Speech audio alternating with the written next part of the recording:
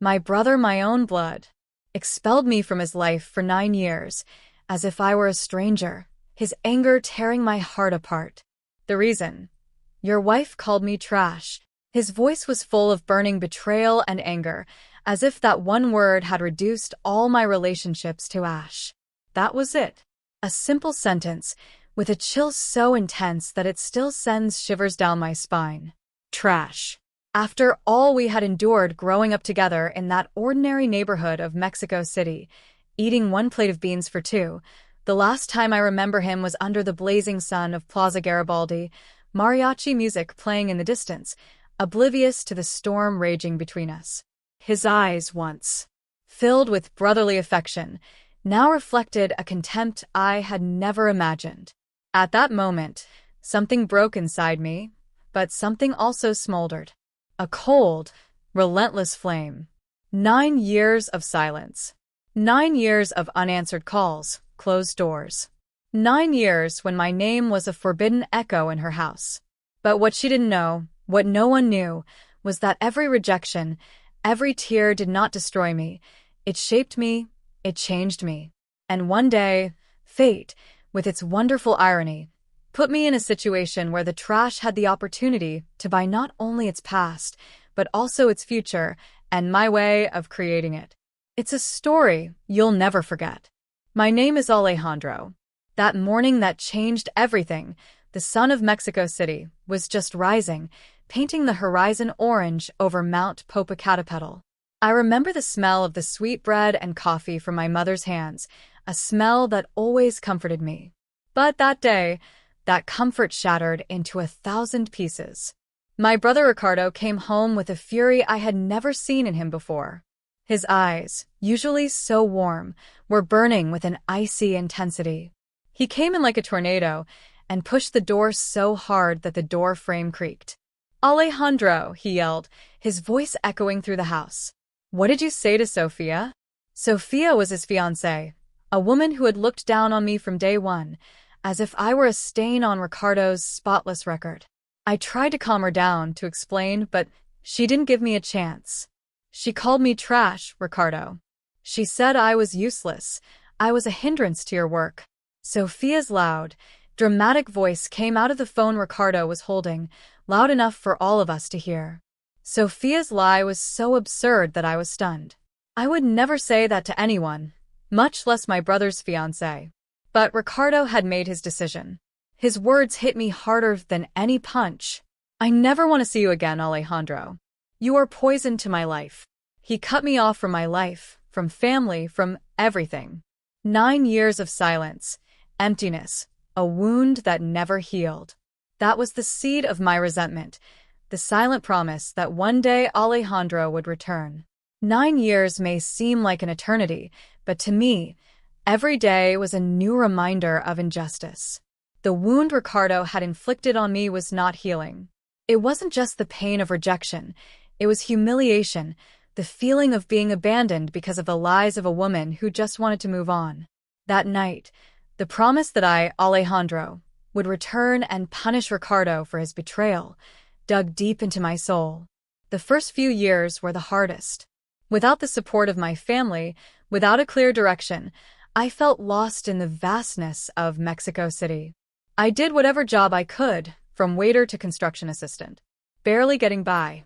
I saw the other brothers laughing, playing, celebrating together, and jealousy consumed me.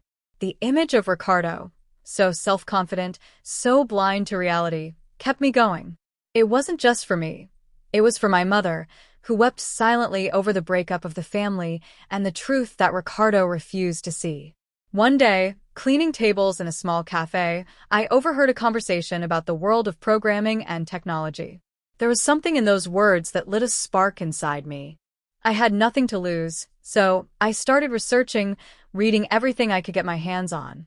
My nights were spent learning, reading tutorials, and understanding code. I slept little, ate quickly. My entire focus was on one goal: to become someone Ricardo couldn't ignore, someone he would regret cutting out of his life. An obsession began to take shape, an unstoppable force that was pushing me forward. My hands moved on their own, typing lines of code until dawn, while cold coffee pooled beside me. Every failure, every mistake, was not a stumbling block, but a choice that brought me closer to my goal. There was no time for leisure, for friends, or even for the family I still had left. The image of Ricardo, his face hardened with anger and disdain, was the driving force behind my every action. I wanted him to see what he had given up, to feel the weight of his mistake.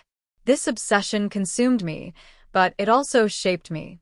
I learned programming, analyzed financial markets, and understood how big companies worked. Every business book I read, every programming tutorial I completed, was another brick in the empire I was quietly building. My shattered mind had now become a sharp weapon focused on revenge. This was not an impulsive revenge, but a careful and well-thought-out one. Insomnia became my companion. The dark circles under my eyes became a sign of respect. Fatigue and loneliness did not matter. My only goal was to get up, to perform above all expectations, and to show Ricardo that he had made a mistake by believing Sophia's lies. I wanted the day of my return to be a slap in the face to him, a constant reminder of his betrayal. I knew the road would be long, but every step was taking me closer to that moment. Obsession gripped every pore of my body. Success was not just a professional goal, it was my weapon, my silent revenge. Weekends did not exist. Vacations were a luxury I could not afford. Every promotion, every completed deal, every peso earned was another nail in the coffin of Sophia's lies and Ricardo's betrayal. I remember clearly his reproachful glance, the ease with which he discarded me, and it fueled the fire within me. Years passed and my name, Alejandro, began to resound in Mexican business circles. Overnight, the invisible intern became the CEO of one of the country's most innovative technology companies. My decisions transformed markets, my investments created empires, but all the money in the world could not erase the void left by Ricardo. The wound remained green, reminding me of the purpose of my rise. One day, while reviewing a list of companies falling for potential acquisition, a name came to me that made me pause. Constructora del Valle, LA. It was Ricardo's family business, my father's legacy, now on the verge of bankruptcy. A bitter smile spread across my lips. The universe clearly had a perverse sense of humor. Justice wasn't just knocking on my door, it was handing me the keys to get in. This was the fulfillment of my promise, the moment to confront Ricardo about the truth of his mistake. I was pumping with a mix of adrenaline and cold determination. This would be my masterstroke, the one that would finally end 9 years of resentment.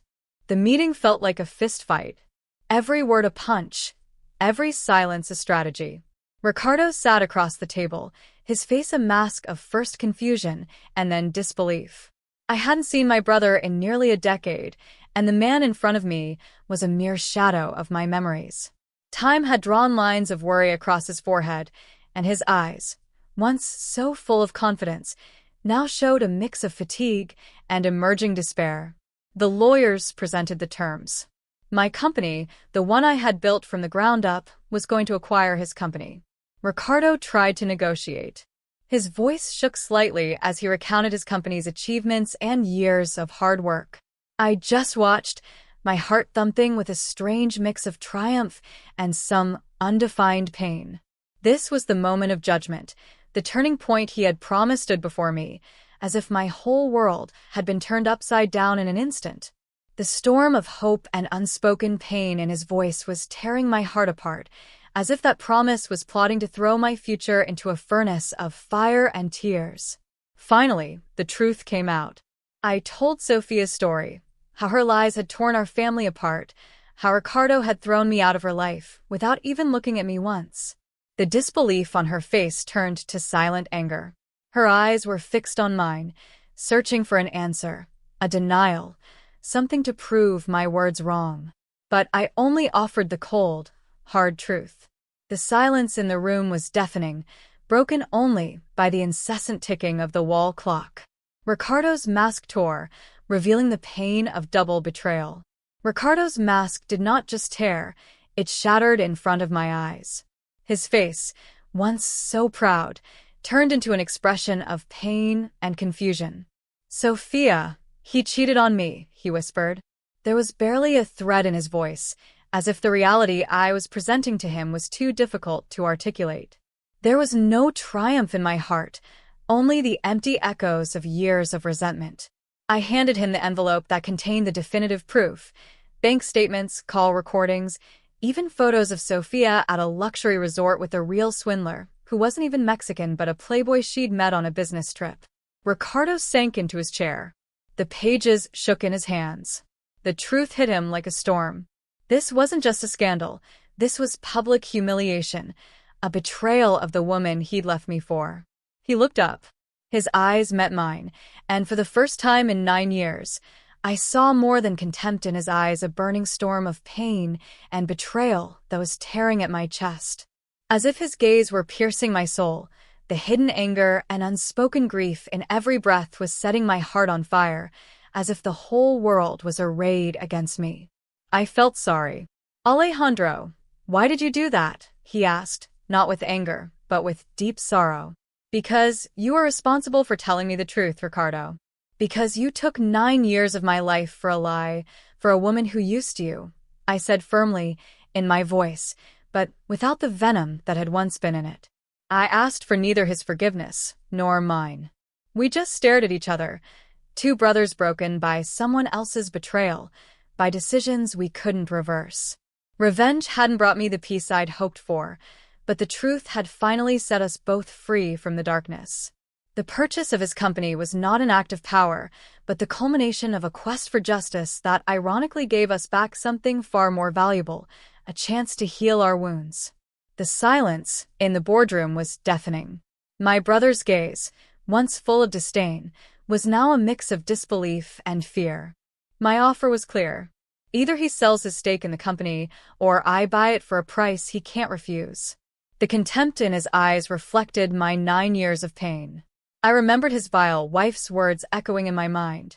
That night, I celebrated justice with tequila, not revenge. Buying his stake in the company wasn't just a deal, it was the culmination of my obsession, the end of a period of resentment. The one who had once kicked me out of his life now looked down on me. Victory didn't feel sweet, but bittersweet, like a good mole poblano, full of layers of flavor. I learned that success is the best revenge, but peace of mind is the real reward. My path was long, full of thorns, but eventually, I found my way home. Buying his company was not a show of strength, but the culmination of a quest for justice, a twist that ironically gave us something far more valuable: the opportunity to heal our wounds. The silence in the boardroom was deafening.